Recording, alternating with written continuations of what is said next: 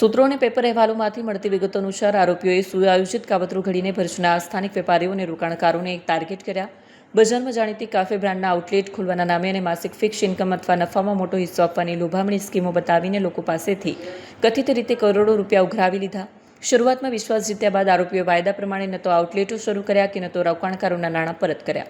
પોતાની મહેનતની કમાણી ડૂબી જતા અને આરોપીઓ દ્વારા સંતોષકારક જવાબ ન મળતા આખરે ભોગ બનનાર રોકાણકારોએ ભરૂચ પોલીસ મથકે ફરિયાદ નોંધાવી.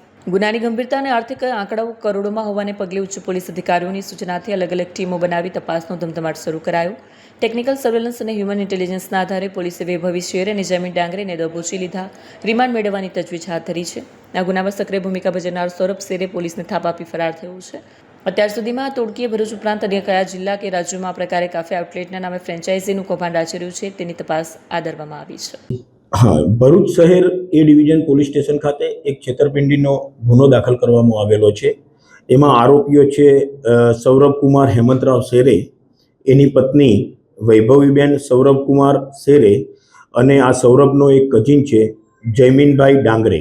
આ ત્રણેય આરોપીઓના વિરુદ્ધમાં એક છેતરપિંડીનો ફરિયાદ દાખલ કરવામાં આવેલી છે.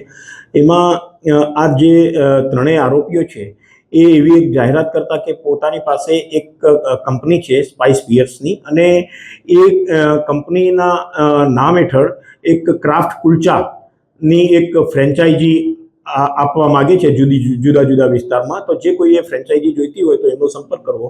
આ રીતની જાહેરાતના આધારે કેટલાક અરજદારો દ્વારા આ ત્રણેય જણાનો સંપર્ક કરવામાં આવેલો.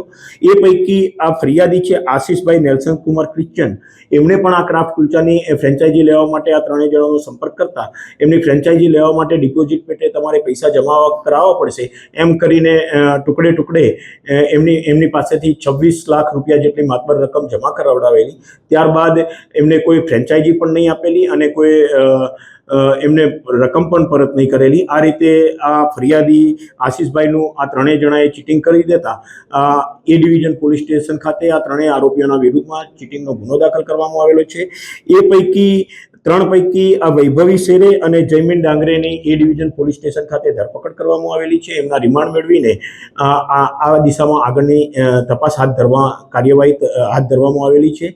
આ ઉપરાંત આ ત્રણેય આરોપીઓના વિરુદ્ધમાં 2 દિવસ અગાઉ એક હાર્દિક રોહિત નામના ફરિયાદીએ પણ ફરિયાદ આપેલી છે. અને આ જ રીતે હાર્દિક રોહિત નામના ઈસમ પાસે પણ આ ત્રણેય જણાએ 8,51,000 રૂપિયા જેટલી છેતરપિંડી કરેલી હતી. તો આ સિવાય પણ બીજા ઘણા લોકો સાથે છેતરપિંડી કરી હોઈ શકે છે. તો એ દિશામાં પણ પોલીસ આગળની તપાસ કરી રહી છે.